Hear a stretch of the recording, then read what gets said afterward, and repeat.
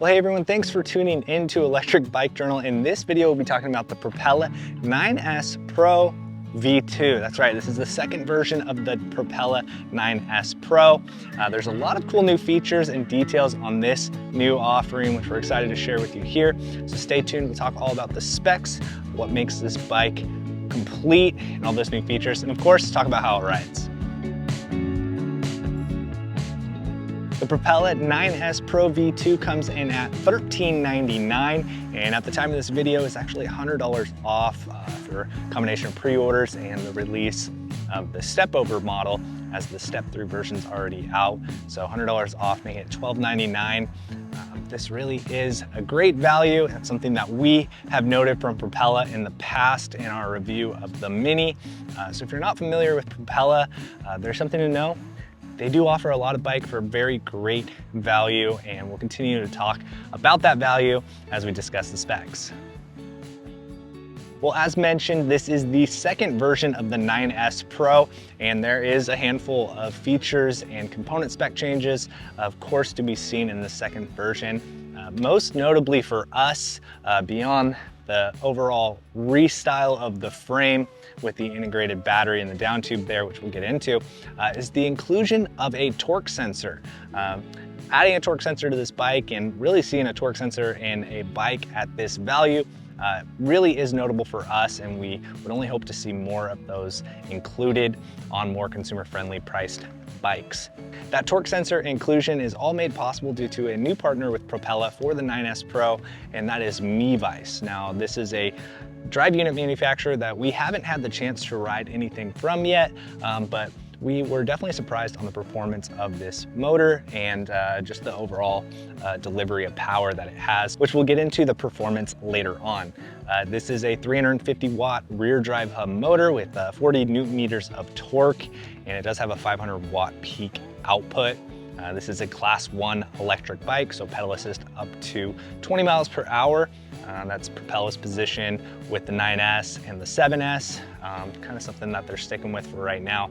Just kind of accommodates more areas globally, especially here stateside, that these bikes are legal to ride in, and 20 miles an hour pedal assist really is a lot of help and support, and feels great. There weren't many times where I was wishing for more, going stoplight to stoplight. There is a 360 watt hour removable battery that is integrated into the down tube of the frame, so you can put a key in there to release it, pull that battery out. Now you can charge that battery with it in the frame, which is great. So really there aren't many reasons to pull that out, except for maybe you have a bike rack that can't quite hold 43 pounds. You can pull that battery out, or maybe you want to charge the battery indoors somewhere a little bit warmer in those cooler months. That's another great reason to pull that battery out. The 9S Pro, both the step over and the step through model will come with fenders and a front light, and of course holds that Propella visual look with that matte black frame and the anodized blue details, as you can see here in the rims and in the grip locks. There's even a little blue on the saddle there. The wheels themselves are 27.5-inch wheels, and there are 2-inch wide CST tires on there. There's plenty of room under those fenders. If you were to remove those fenders drier months, you could even fit a wider tire on there. The step-over model here does fit a pretty wide window of riders, from about 5'4" to about 6'4". I think the numbers are a little bit loose there. At 6 feet tall, I definitely feel on the higher end of the riding spectrum there. But there is more room to adjust the stem here to raise the bars up more, and there is even more room in the seat post to raise that up higher. For stopping power, we have Logan hydraulic disc brakes that use mineral oil and 160 millimeter rotors, both front and rear. So really good, comfortable stopping power. You'll see in the ride experience, kind of charging downhill, coming to a stop very easily. I do like this new generation of Logan brakes. We've had previous generations on different bikes in the past. I think they have a really good feel. What I do like about these is that they are adjustable. So in the theme of everything else being adjustable for different heights, if your hands aren't quite as big as mine, you can change that lever position to bring those levers in, or vice versa. Bigger hands, you can push those levers out a little bit further as well. The 9S Pro V2 will come with Shimano Q's drivetrain. As you can tell from the 9S aspect, this is a 9-speed drivetrain. It's just very smooth. We're big fans of the Q's drivetrain, and we're really glad that Shimano introduced that last year. Overall, Propella offers a very good value. There's a good component spec. All of this coming in for a very affordable price there at $1,400. It is worth noting that the MiVice drive unit has a UL certification, the 2849 certification, and the battery has a UL 2271 certification. So this is a fully certified, UL certified bike, making it safe and dependable. And with more and more laws and restrictions happening, it's really hard for us to entertain electric bikes that don't have any sort of UL certification. So when bikes are just opting to go for it out the gate, that's a great sign that they are trying to keep up with all the legislation and make sure that your bike is safe and legal for you to ride. Wrapping up the general design here of the 9S Pro V2, these new updates. This is an aluminum frame bike with an aluminum fork. There's plenty of clearance in the frame for larger tires. But very, very nice detail feature that they added to this is a 12mm through axle. It is a quick release through axle, so you do have a lever on there, but it is very nice to see a 12mm through axle on this bike. And we've kind of said it before, and I'll say it again here, but the era of the skinny little QR release skewer from the 90s and 2000s is definitely something of the past, and we're hoping that more brands opt to retire that design and go with a thicker axle up front. Especially on electric bikes, are a little bit heavier. It offers a lot more support, a lot more strength, and is much more stable while riding. So that is definitely a good perk to see on the 9S Pro. Well, jumping into ride impressions, we'll start off right in the steep stuff and go straight to the hills because we want to talk about that torque sensor and really how that improves the ride quality of this. And it really is a very easy bike to pedal uphill, as you will see. So stay tuned and get into it. Well, before we get too far into overall feel of riding the 9S Pro V2, let's hop on the road here, talk about climbing performance. Right now I'm in pedal assist mode 1. This is a torque sensor capable bike. So it does have that torque sensor down low, which is great for climbing performance.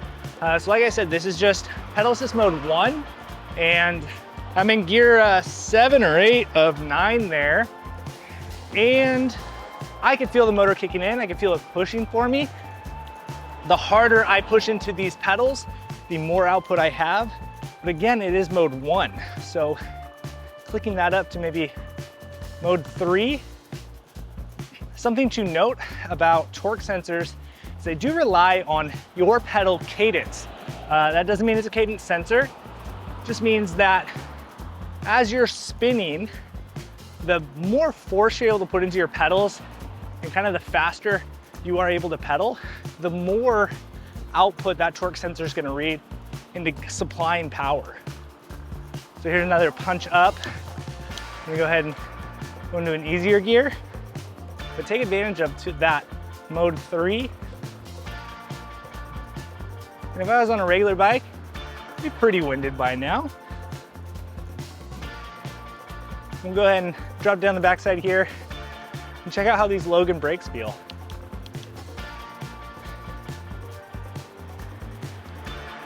Overall stability going downhill, very smooth. A little speed bump here, into a stop sign on that downhill, and there's plenty of braking power. There's another electric vehicle there. So let's talk about reach and stack height. I'm 6 feet tall, pretty long legs, so I do have the seat post pretty far up. And if you missed it, track back, talked about general fitment of this bike being a one size frame offering. But with long arms, short torso, the reach feels pretty comfortable. I feel very upright. I don't feel like I'm stretched over, so I have a nice eyes up perspective.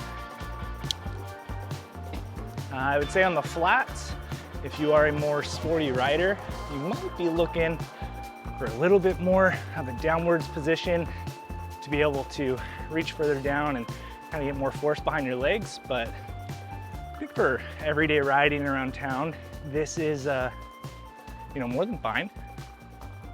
I did mention the seat post is pretty far up. I could probably go a little bit more to get that full pedal stroke, but as an urban commuter, it's kind of nice to find a middle ground sometimes between seat height for full leg extension and also being able to comfortably reach the ground when your feet or when you're still seated. Now I'm gonna go ahead and go up this hill just to show performance again. So this is mode 1. I'm gonna go ahead and shift down into an easier gear. If you're not in a rush, you're not sprinting, shifting down into an easier gear, conserve your battery, use pedal mode 1. Leveling up this is not as much energy as just walking. And if I click that all the way up into the max mode, level 5 there, you can really feel it kick off. And keeping that same cadence and rhythm. We're starting to taper off now, but you could feel it wanting to egg you faster. So if you are trying to go a little bit faster up those hills, get them done, maybe you got to get to work, really does a good job. It's our first MiVice drive system, and I have to say it feels pretty good. It's very quiet. If there was a takeaway on this motor, power's good, but really the silence of this motor is great. These paddle grips are kind of nice. I have larger hands, so kind of would like a wider grip on there, but they're still comfortable. And it lets you put a lot of heel of your palm into that paddle shape of the grip, which makes it very comfy. I mean, 31 miles an hour, just cruising downhill. This bike rolls very well. Well, that's a little bit about how this rides and performance, especially back there on those hills, out on these flats, as you saw earlier in the video. Bike rolls very well, and it's easy to cruise at your speed.